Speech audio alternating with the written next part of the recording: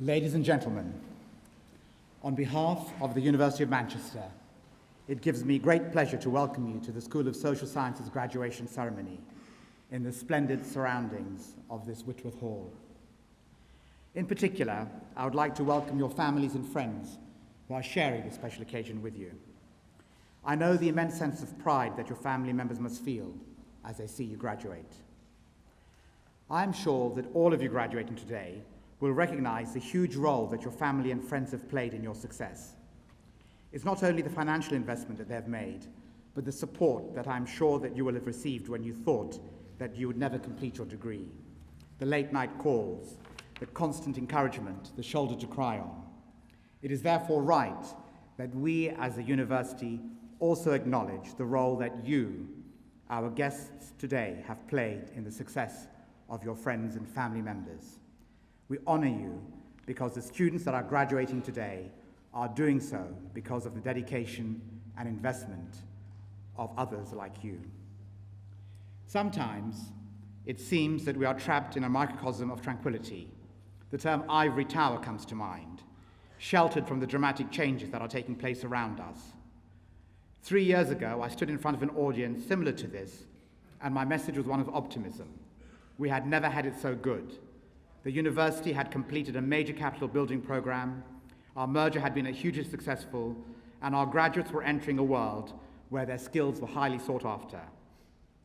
Yet in the space of a few years, everything has turned upside down. You are now entering an external environment where graduate unemployment has been the highest for over 20 years. We as an institution are facing cuts of 80% to our teaching budget from the government. Tuition fees are rising to £9,000 per annum, which will make a British university education one of the most expensive in the world. In one fell swoop, the government has transferred the cost of higher education to the student by withdrawing the annual block grant of nearly £4 billion. No longer will universities be about the provision of higher education in the sense that it is a public good which adds value in its own right. We are going to be transformed into a lightly regulated market in which consumer demand is sovereign.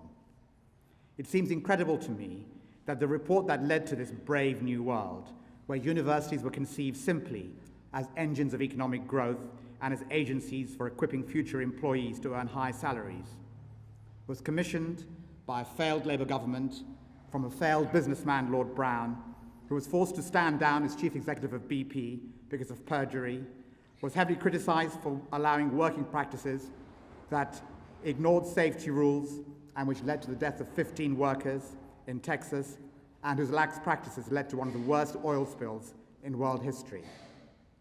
We all know what light regulation meant for BP, and we all know where lightly regulated markets led us in the banking sector. I'm not saying all this because I have a particular axe to grind, but because I want to put what you have learned into some sort of context. Where have you come from, and where are you going? I'm sure that all of you feel that we face an uncertain future, but let us put some of this into perspective. As graduates from the University of Manchester, you are in an extremely privileged position, and your achievement in completing your qualification should not be underestimated. Manchester is one of the leading research universities in the world, and as graduates from the School of Social Sciences, you will be graduating from a school which is rated as one of the top 3 in the UK. We can't talk about world leading without some mention of the incredible news that 2 of our members of staff, Professors Andrei Guy and Professor Konstantin Novoselov, were awarded the Nobel Prize in 2010, bringing to 4 the number of Nobel Prize winners who currently work in Manchester. Their discovery of graphene, a material that is going to transform areas like the development of transistors, solar cells, conducting electrodes such as touchscreens, and integrated circuits. There are even potential applications in fields such as medicine and food technology. However, the really incredible story about the discovery of graphene is not the brilliance of the scientists who invented it. The use of a piece of sellotape will, I'm certain, enter scientific folklore, but the fact that it epitomizes what university research is all about. Firstly, they are Russian-born, living proof that science is an international field. Yes, they are immigrants, and we as an institution benefit hugely from our immigrants in all fields, science, humanities, economics, medicine, and the performing arts. But the critical point about their revolutionary scientific breakthrough is that it would not have been possible without academic freedom. Scientists, whether they work in the physical sciences or the social sciences, must be given the freedom to come up with radical and unorthodox ideas, accepting the fact that research sometimes fails. Scientists must be given the freedom to follow research to a dead end. It is why universities were created, to drive forward the pursuit of knowledge and truth, and it is why we are so angry when governments talk about the privileged few who benefit from university education as a reason for increasing fees and withdrawing from contributing to the endeavour. Society benefits from the knowledge that comes out of these institutions in ways that you cannot categorise or cost or put on some sort of balance sheet. That you are privileged is not in doubt. Consider first the fact that in our society today, of the 600,000 students who reach 16 each year, more than 300,000 will fail to get 5 grade A to C's at GCSE. Most of those who fail to achieve those grades come from the lowest social groups.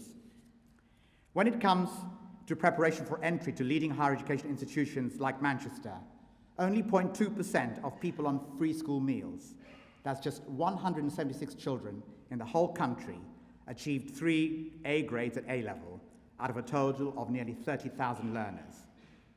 The fact remains that despite numerous government initiatives, only 40% of young people in this country have the opportunity to study at university.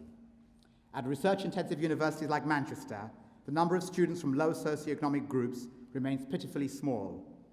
However, despite these hurdles, students at Manchester are incredibly diverse. Currently, nearly 1/3 of our students come from families where the income is less than $25,000 per year, and next year, 1/3 of our students will receive some form of bursary to help them pay for their university education. Every year, through an alumni program, we sponsor about 20 students from Uganda and Bangladesh to come to study in Manchester or take part in one of our distance learning programs. It is part of our program of equity and merit scholarships, where we hope to give the brightest students from countries where they do not have the opportunity or the resources to benefit from a Manchester education. I have interviewed some of those students, and they all understand the life-transforming impact of the educational opportunities that they are being offered, not just for themselves and their families, but for their country. It is a small program. We only have the resources to support 20 students. Over 1,000 apply for the program in Uganda, all of them highly intelligent and quite able to qualify to study at this university. They know what the famous black intellectual W.B. Du Bois observed in 1903 when he said that education and work are the levers to lift up a people. So you are privileged because you have been given an opportunity which most young people have been denied. But the most optimistic thing about these students from Uganda is that the reason they value this opportunity so greatly is because they see themselves as a force of change in their countries. They are not corrupted by the limitations of the real world and its insurmountable problems. They imagine solutions. They learn so that they can change the world around them. Society will benefit from their education. And if there ever was a time when change is so desperately needed, it is now. We are not facing just an economic crisis, but a moral one. We are the 4th richest country in the world, yet inequalities between those at the top of our society and those at the bottom are the greatest that there have been for over 100 years. Working as a physician in inner-city Manchester, I find it unacceptable that a man born in Rusholme has a life expectancy of 10 years less than a man born in a wealthier part of this city. At the end of this ceremony, many of you will congregate in the quadrangle outside this building to celebrate this occasion. In the corner of that quadrangle is a plaque which honours staff and students of this university who sacrificed their lives in the 2 great wars of the last century. Even though I have worked here in Manchester for over 18 years, I have to admit that I never noticed that memorial until recently. But as I read the names of the men and women, I reflected on the fact that they would have sat in the same hall with the same hopes and aspirations that you have. It was their surviving parents, brothers and sisters, friends and families, who after the Second World War bequeathed us much of what we came to expect as a prevailing orthodoxy for the next 40 years. The welfare state, the NHS, full employment, free access to higher education, and much, much more. It was the evils of ignorance, want, idleness, squalor, and disease that were some of the causes of the wars that took their lives. And I can imagine how the people who came through that terrible period in Europe's history sought to ensure that we would never have to go through that again, that young lives would never be lost to the futility of war, that the concentration camps, the massive civilian casualties, would never happen again. That is why these structures were created, and although there were problems, on the whole, they served their purpose. Such short memories we have. The facts speak clearly for themselves. Britain is one of the most unequal societies in the developed world. The richest fifth of our population have an income of more than 7 times that of the poorest fifth. The same ratio for Japan and Finland is just over 3. Wage inequality between the richest and poorest is now as great as in 1854, when Charles Dickens was writing Hard Times. And this is a recent phenomenon. The income gap measured using the Gini coefficient shows that income inequality is 40% worse than it was in 1974. And we have the crime statistics, the mental illness, the teenage pregnancies, the obesity, and the literacy scores to prove it. What happened to the hopes of our generation that sat in this hall over 70 years ago? Is it really the case that elitism is efficient, that exclusion is necessary, that prejudice is natural, that greed is good, and that despair is inevitable? Listening to our politicians today, you would think that this is the natural order. All around you will see names of people who challenged the current orthodoxy and who gave you the opportunities. John Owens, who founded this university, devoting considerable wealth to creating an institution that would be able to admit students without respect of birth, without distinction of rank or conditions in society, and without having to submit to any test of religious affiliation. Whilst your family is here in Manchester, take them to see the incredible John Rylands Library on Deansgate and see that temple of learning that was bequeathed to the university by one of the richest merchants in Manchester. Former graduate of this university, Christabel Pankhurst, as the first woman to study law in Manchester, graduated in 1906 and who went on to use her legal skills to defend herself and many suffragettes in the campaign for equal rights for women. Alan Turing, a brilliant mathematician who was highly influential in the development of computer science, but who never realized his potential because of the bigotry that society had towards homosexuals at that time. And finally, Arthur Lewis, who was professor of political economy between 1948 and 1958 at the University of Manchester. We honored him by naming the new Faculty of Humanities building after him. He was the first black professor appointed in the United Kingdom and was awarded the Nobel Prize in 1979. When you read the biography of Arthur Lewis, you appreciate his incredible achievement. He came from a poor family in the West Indies, wanted to study engineering and was not allowed to because it was a profession denied to black people. He then studied economics and chose an academic path. His first job at the London School of Economics required special permission from the Senate because he was black. He was asked to provide assurances that he would not teach students individually but only in groups. Such were the prejudices of the time. It is a credit to our forebears here at Manchester that they made him a professor, and it was here in Manchester that he carried out his formative work that led to the Nobel Prize. You never have to accept current orthodoxies, and the evidence is all around you. Something is profoundly wrong with the way we live today. For the past 30 years, we have made a virtue out of material self-interest. In fact, for many, this now constitutes whatever remains of our sense of collective purpose. We know what things cost, but no longer have an idea of what they are worth. We never ask about fairness or justice or morality. These used to be the political questions, and it seems that we no longer pose them because they are so difficult. Better to retreat into glib answers about deficit reductions, welfare scrounges, and everyone having to suffer the pain of profligacy. We need to change the parameters of that debate if we are going to bring about a better society and a better world. Why am I telling you all this? Because as you graduate, I want you to reflect on these inequalities and consider the personal responsibilities that should make you informed and engaged citizens. You can, through your actions and the choices that you make in your future career, especially in your chosen professions, do things that can make a difference. If change is required, then universities can play a hugely important role. We can help create new ideas and better societies because we are free, because we challenge assumptions and we challenge ourselves.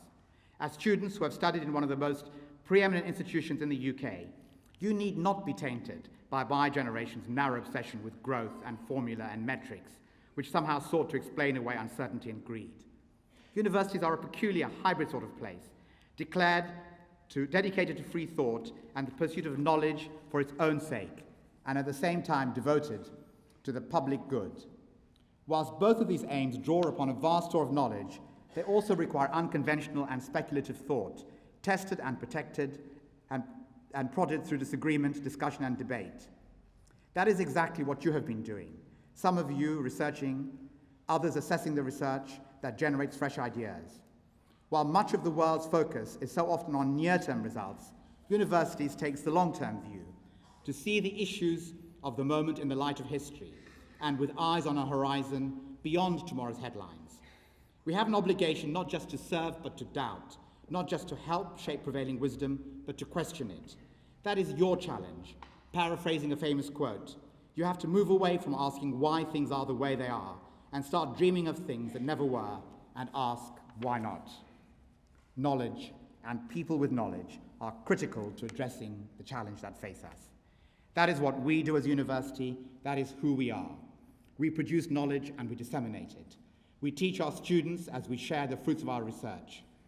But all of my colleagues as teachers and researchers will tell you that we teach for a purpose, to contribute what we can to a better, more humane, more intelligible world. Some of us will do this through a devotion to improving human health or investigating climate change, others by considering how law and policy can advance justice, or by finding new measures in timeless texts or great works of art. Still others by analysing economic upheavals and devising means to address them. All of us share an opportunity to demonstrate, through the imaginative pursuit of knowledge, why our universities embody society's most enduring investment in the future. This ceremony has been repeated in much the same way in this hall for over 100 years. I myself do not understand the significance of all the bowing and doffing of hats and the standard bearers of procession. But the essence of what this ceremony conveys is our independence, our role not as a bureaucracy or a government agency or a social service agency, but our job to train, to educate, and to question. So a university education should be a transforming experience, where I hope you have been encouraged to confront your own personal beliefs, values, assumptions, expectations, hopes, and fears. We hope that we have helped you develop global perspectives and encourage you to reflect on wider social and environmental issues. But it's not just about achievement in the traditional sense that is important. We come to universities not only to further our careers, but to become citizens. And in order to make good citizens, our responsibility as your teachers has been to educate people capable of building just, humane, and sustainable human communities on a small and exceedingly dangerous place. Knowledge, wisdom, and humanity, to translate the Latin motto of the university, is what we have tried to impart.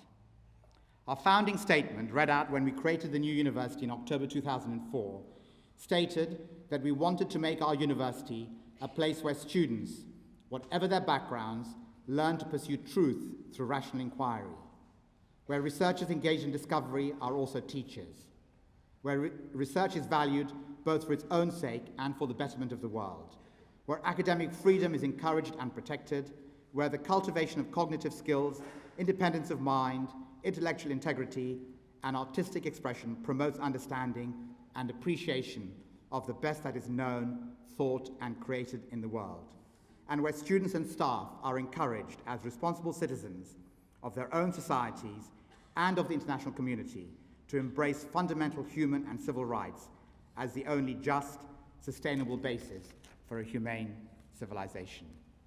That is a challenge that we now set to you, to use the knowledge that you have gained, not only for your own and your family's achievement, but for the betterment of society, for tolerance and understanding.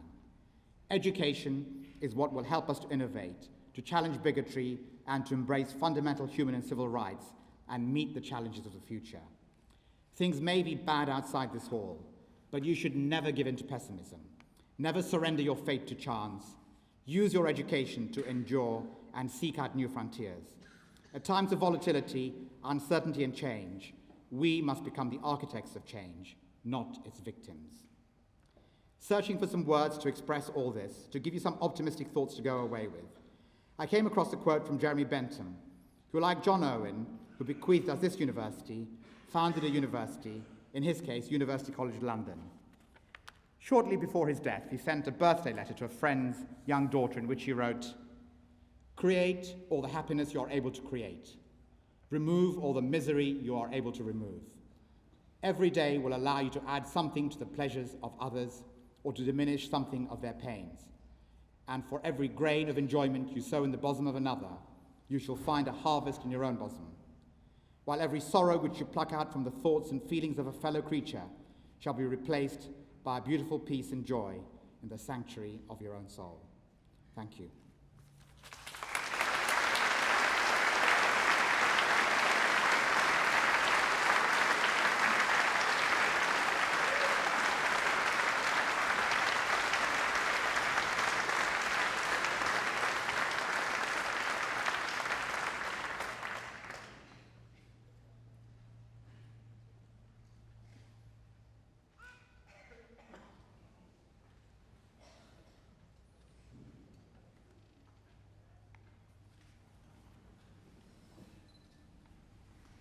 Vice President, on behalf of the Senate of the University, I present to you for the degree of Bachelor of Arts in Economic and Social Studies, with honours, Al-Mubin Mohammed Abdullah.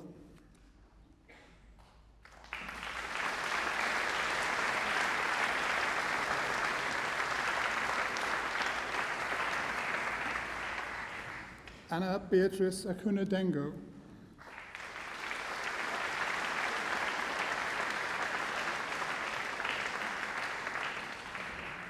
Adedayo Adedotan Adedopa.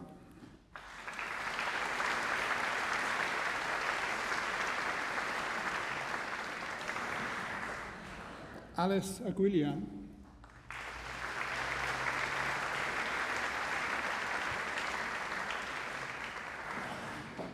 Anna Adebelova.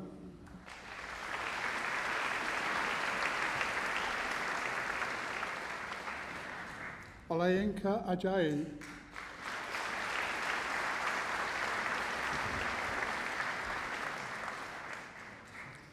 Adewunmi Mary Akanalko.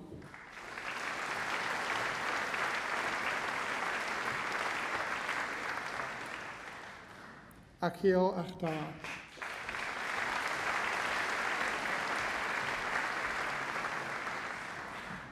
Joseph Bamidele Akinagbe.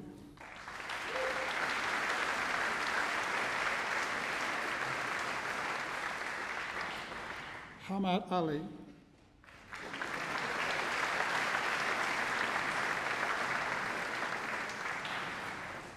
Ephraim Halabai.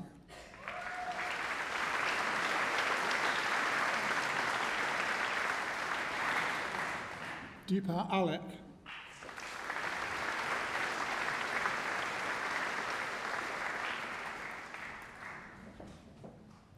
Daniel Lee Allen.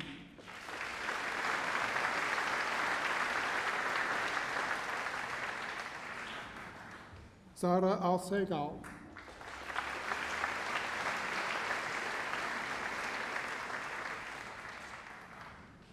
Pavlos Lazaros Angeli.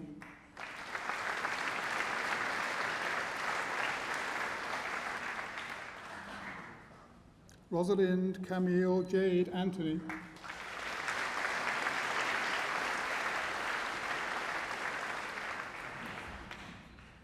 Jennifer Anne-Catherine Aref.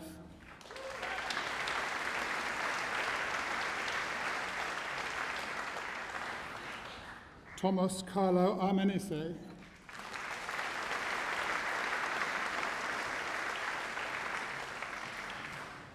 Rebecca Armitage.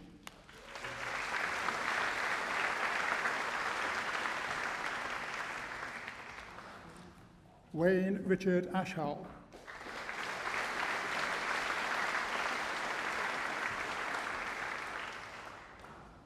Zumair Ashraf.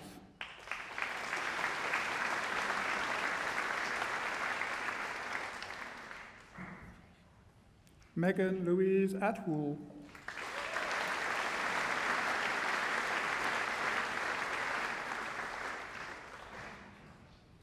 Sin-Mei Au.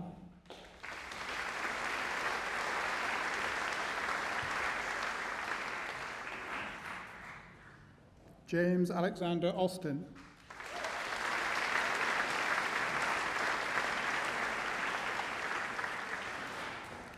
James Ostwick.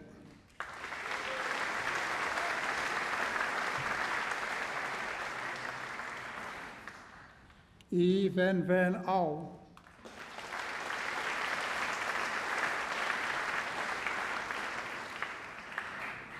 Joel Francis Bachary.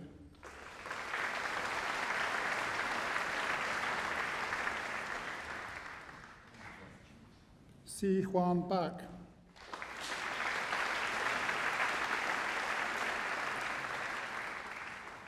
Gurpreet Kaur Bahia.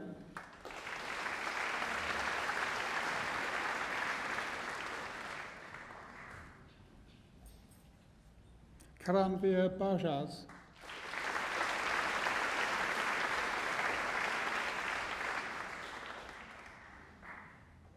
Adamas Barkavikius.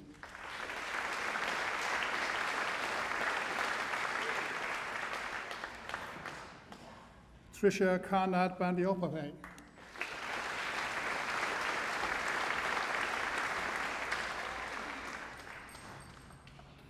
Olivia Mary Barker.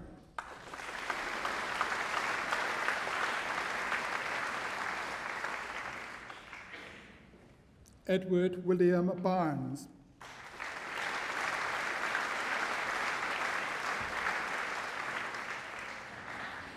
Luke Jonathan Beard.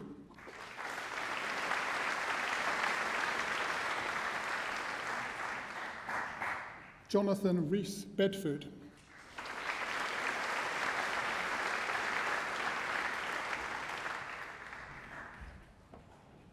Joel Alexander Byton.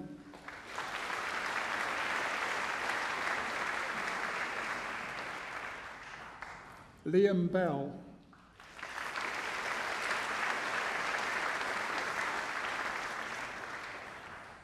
Almas Bereshev.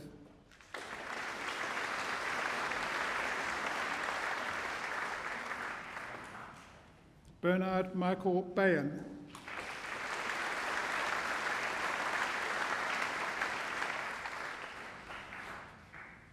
Amal Bhatia.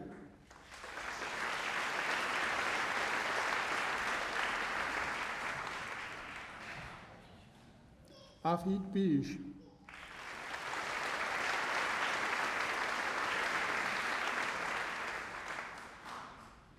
Emma Birch.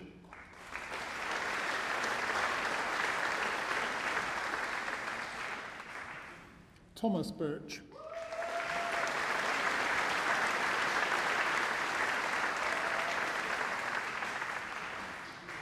Laura Alexandra Bishop.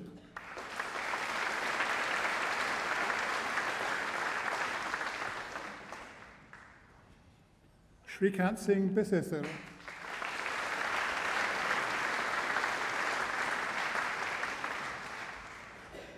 Hugh James Bissett.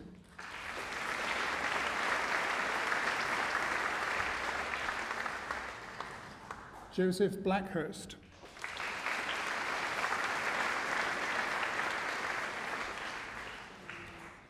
Alexander David William Blair.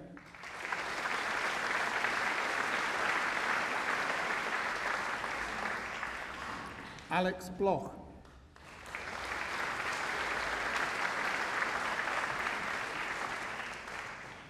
Peter Blockley.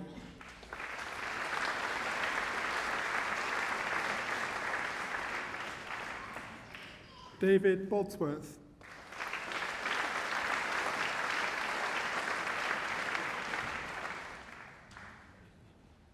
Jacqueline Braganza.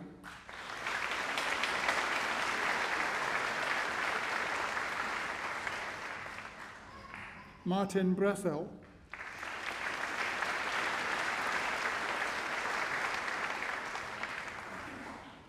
Carla Brown.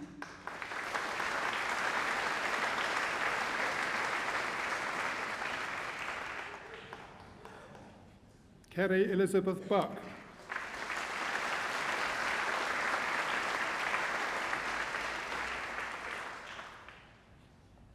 Joseph Bucknor.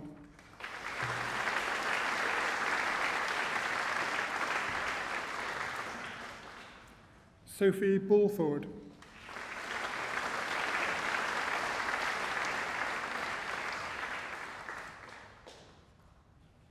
Adam Birchnall.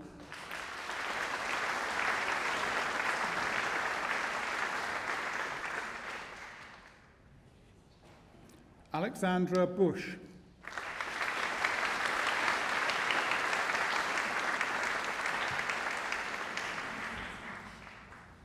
James Buss.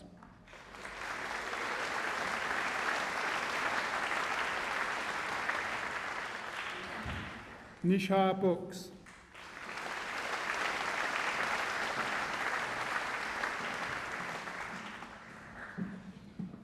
William Bywater.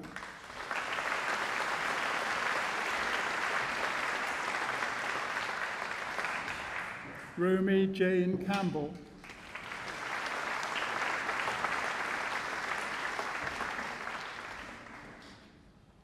Kirsty Patricia Camps.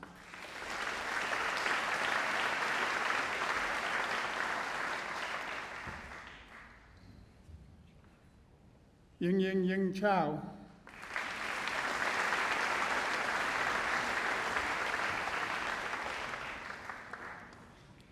Joseph Cartwright.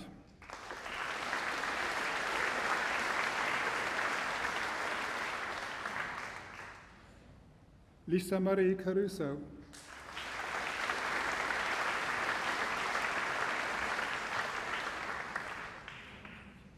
Alexander Catlow.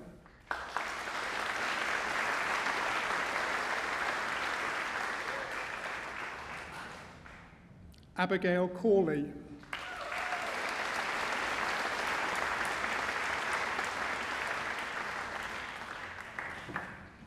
Panyi Chen.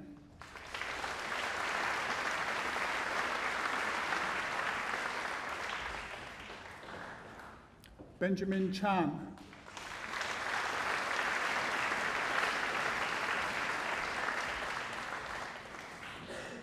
Jacqueline Chan.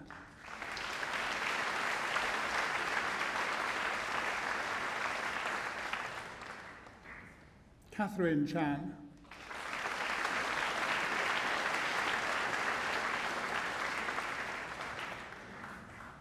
Hu Young Chan.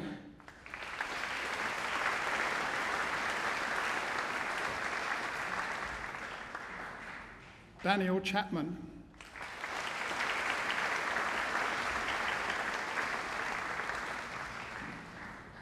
Kai Chen.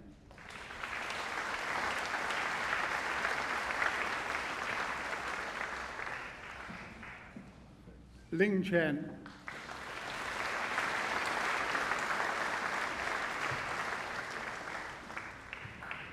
Si Ying Chen.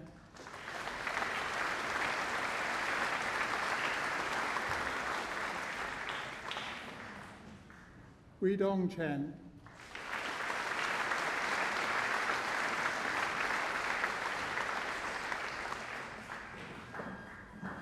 Wiki Chen.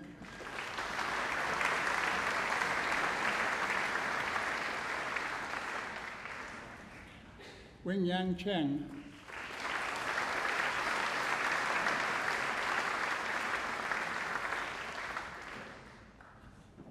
Andra Krista Krier.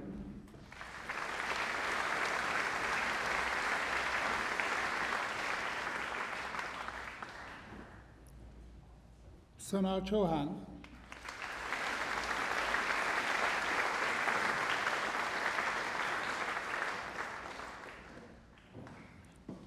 Kin Sing Choi.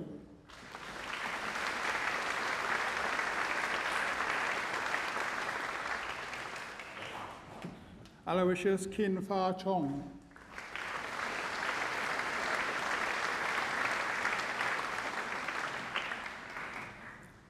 Maria Christofidi.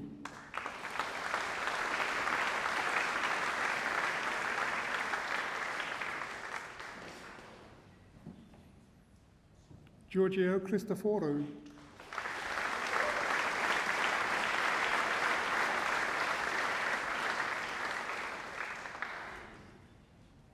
Jeffrey Chu,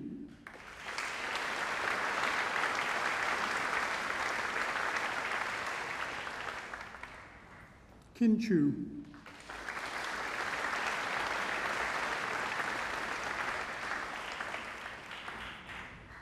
Chiyang Gladys Chong,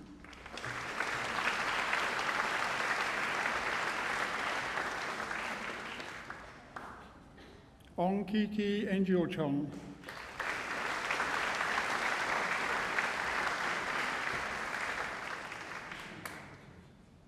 Xing Yung Derek Chong,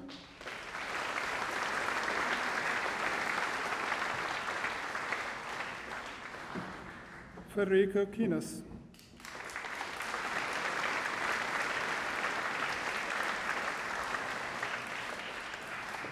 Jessica Georgia Coetzee,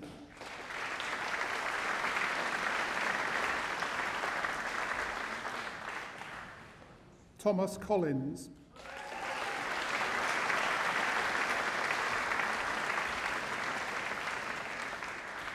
Jamie Coogan,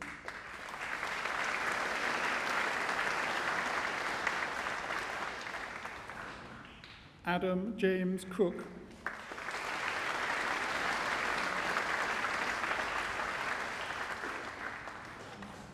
Molly Corskaden,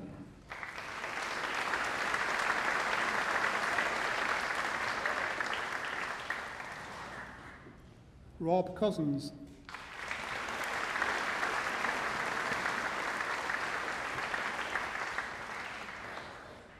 Jonathan Harry Cotton,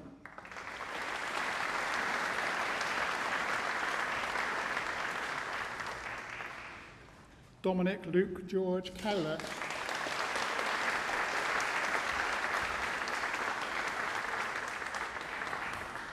Mira Darby,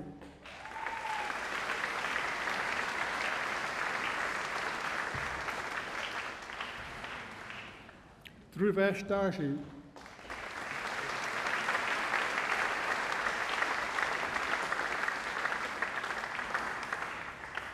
Emma Catherine Davis,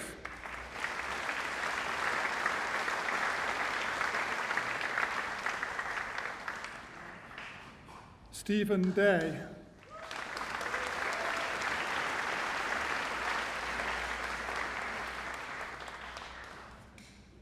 Alex Dean Austin,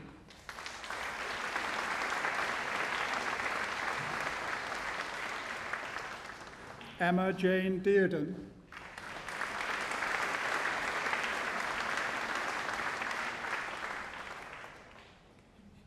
George Demetriou,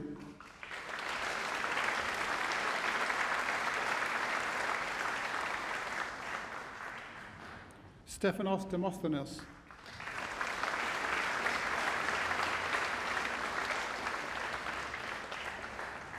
Pu Deng,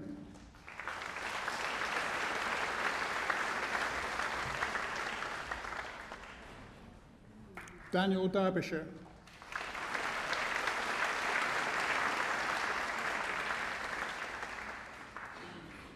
Jody Desiree,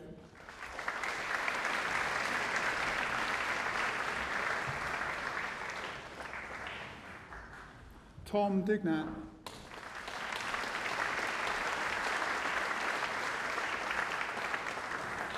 Cadera Winifred Demude,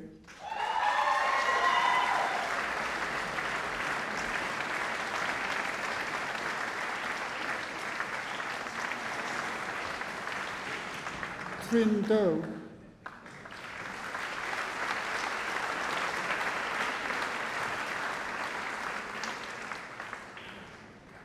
Krupa Vipul Duvia,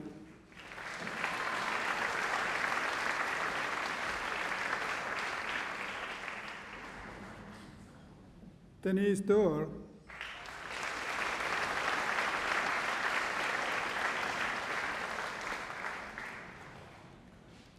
Peter Douglas,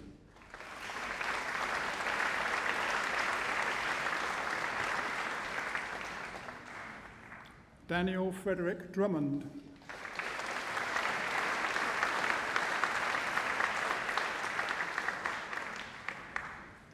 Andrew Easton.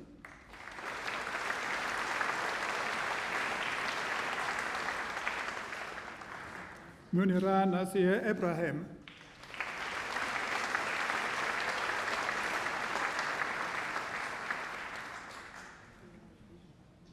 Mohammed Abdullah Ijaz.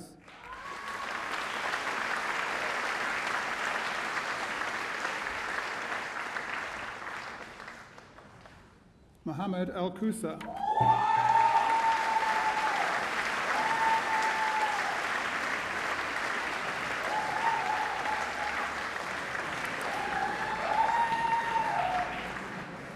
Samantha Ellsworthy.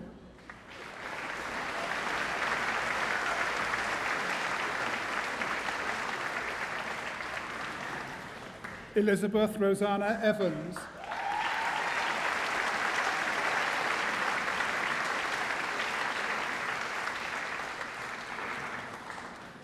Catherine Evans.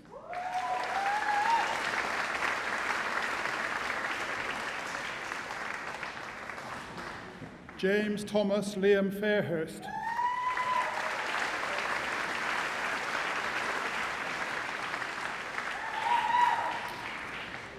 Fan Fan.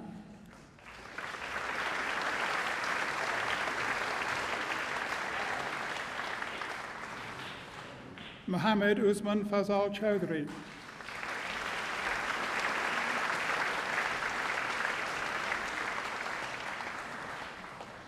Alexandra Firsov.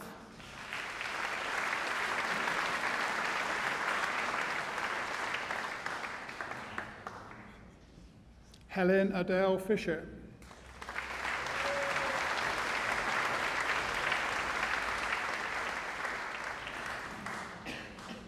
Michael Peter Fleming.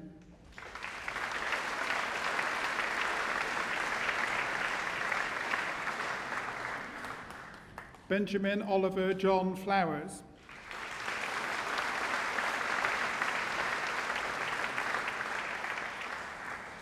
Sarah Foley.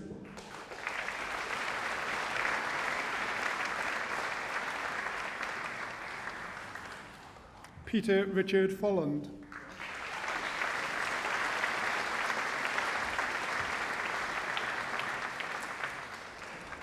Samuel Fordyce.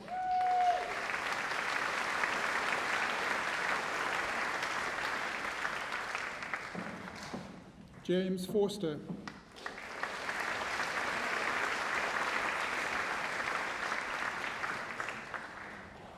Edward Fowler.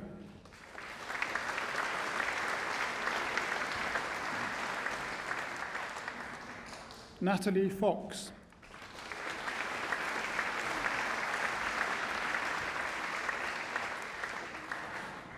Audrey Tracy Fred.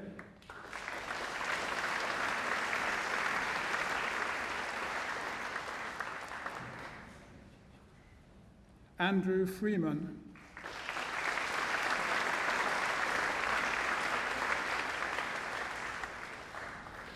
Joseph Friel.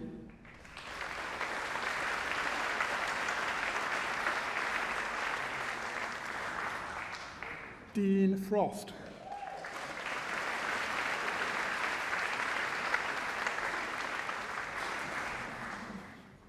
Jason Chung-Chi Fu.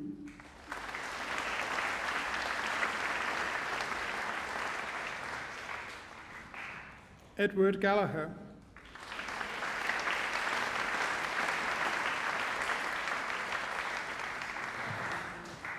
Irani Ganasalangam.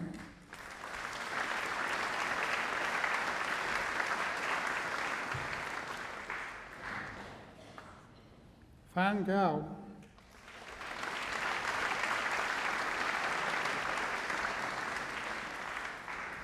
Han Gao.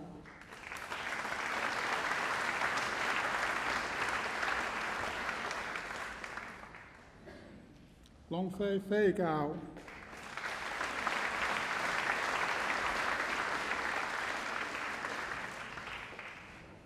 Gabriel Gavrilidis.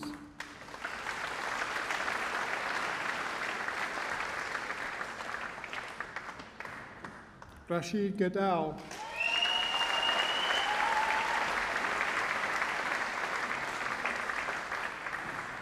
Elena Georgiou.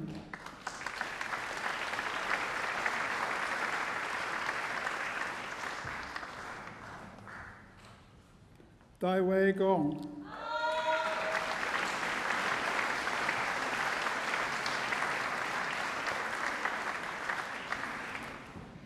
Minika Nirmalin.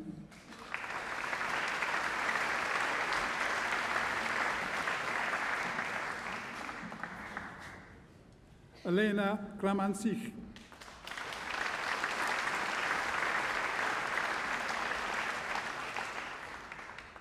Simon Greenberg.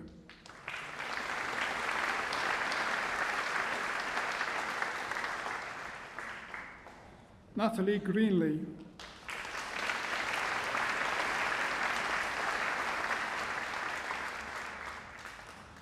Edward John Gregson.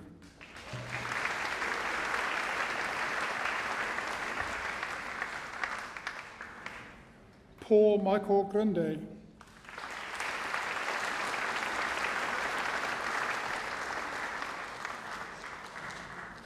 Li Ting Gu.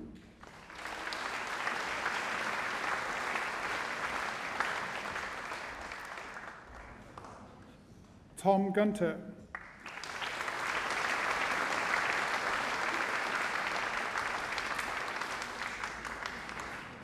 Shujun Jun Guo.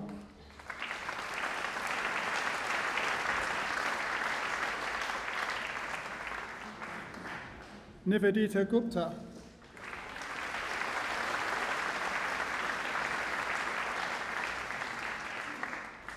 Chandrawati Ongakowiljo.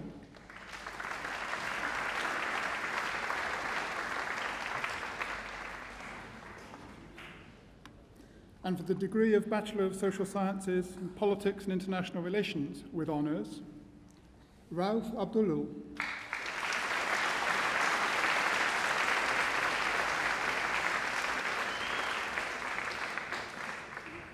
Kate Anderson.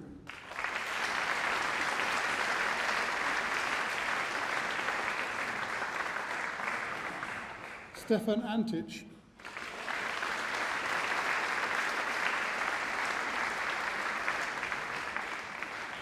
Melanie Isabel Nisa Astbury.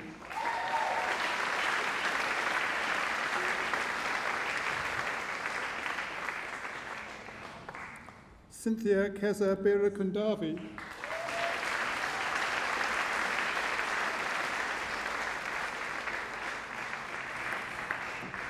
Thomas Bowen.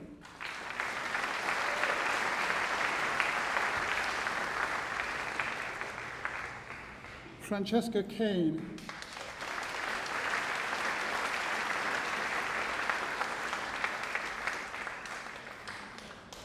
Lydia Cole.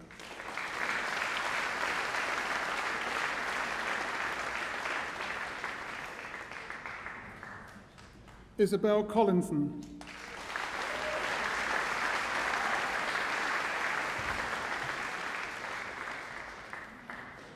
Elodie de Oliveira.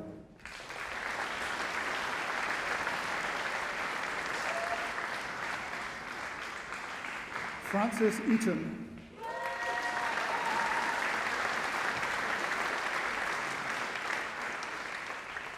Maria Francesca Fernandez.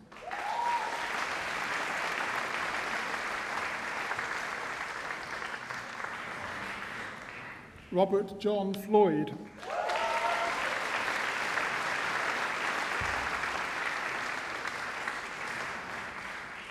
Joel Frederick Futterman.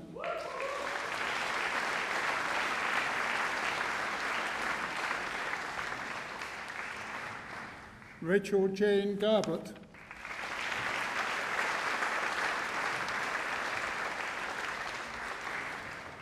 Adam Timothy Green.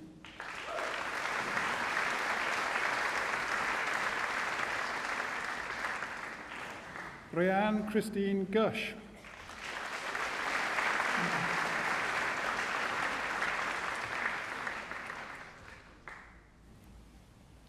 Alex Hall.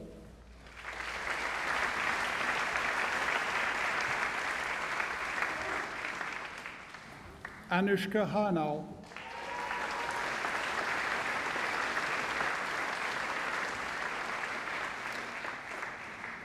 Samin Hassami,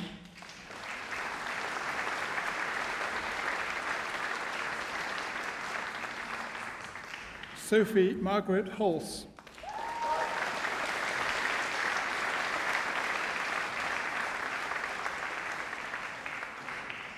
Louise Jackson,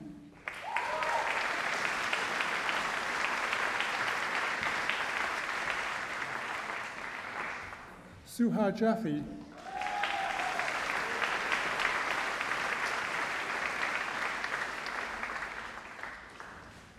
Camille Kardarim,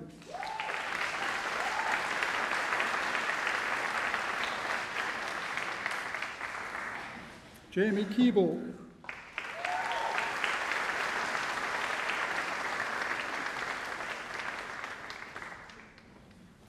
Maximilian Kellett Cornels,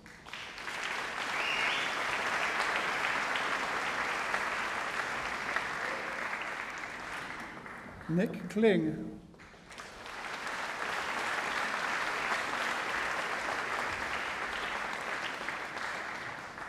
Marianne Lander,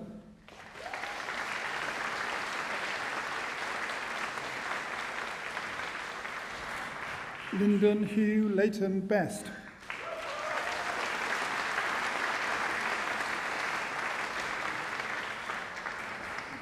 William McClure,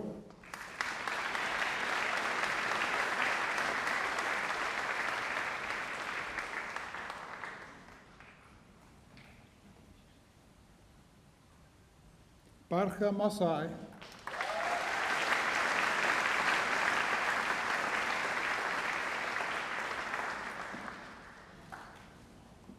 Rory O'Connell,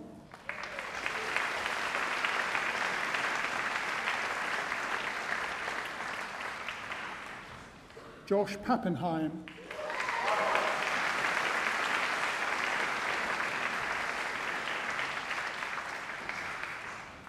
Hannah Pierce,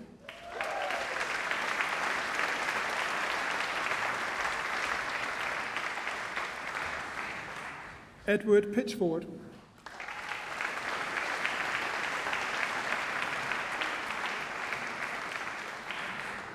Stephanie Rathgeber,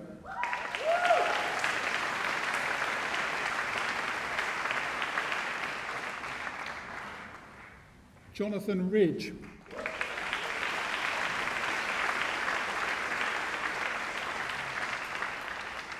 Harriet Morwena Rimbau,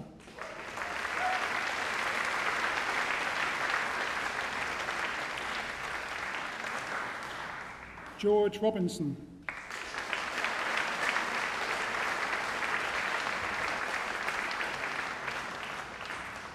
Victor Roman,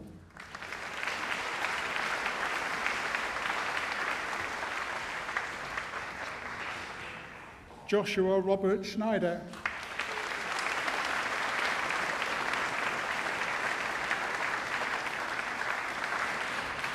Martin Scott,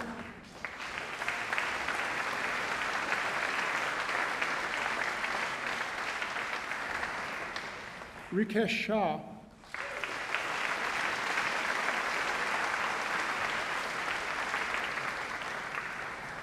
Lech Sikora Sikorsky,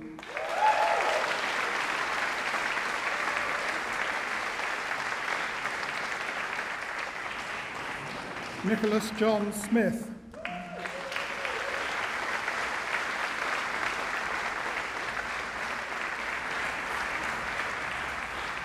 William Marcus Simon,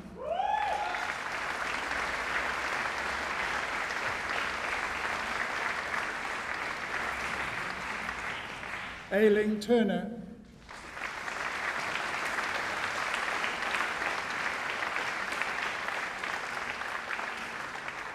Nikolai Verk,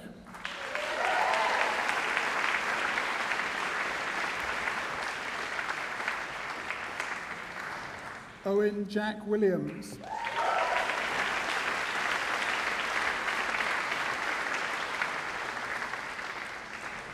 Parisa Zare,